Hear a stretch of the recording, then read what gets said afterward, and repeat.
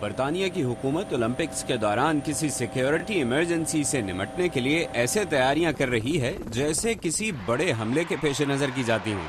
Fighter jets, 17,000 فوجی اور Olympic park کے گرد و نواح میں اینٹی ایئر کرافٹ میزائلوں کی تنصیب، یہاں تک کہ برطانیہ نے نیوی کا ایک وارشپ اور کئی چھوٹی کشتیاں دریائے ٹیمز میں ڈیوٹی پر کھڑی کر دی ہیں۔ برطانوی فوجیوں کو اس لیے لایا گیا ہے کہ سیکیورٹی کی ذمہ دار کمپنی اپنے وعدے کے مطابق اتنی بڑی تعداد میں سیکیورٹی گارڈ اکٹھے نہ کر سکی۔ لاکھوں کی تعداد میں آنے والے اولمپک شائقین اور ایتھلیٹس فوجیوں کو تو نہیں دیکھ پائیں گے، لیکن اولمپک پارک میں جانا ایسا ہی ہوگا جیسے کسی ایئرپورٹ کے اندر جا رہے ہوں۔ 200 ایکڑ پر بنا یہ اولمپک پارک جگہ جگہ لگے کیمروں اور جدید ٹیکنالوجی کی مدد سے مانیٹر کیا جائے گا۔ لندن پولیس کے سربراہ کرس ایلسن کہتے ہیں کہ ان کا مقصد لوگوں کو پریشان کرنا نہیں ہے۔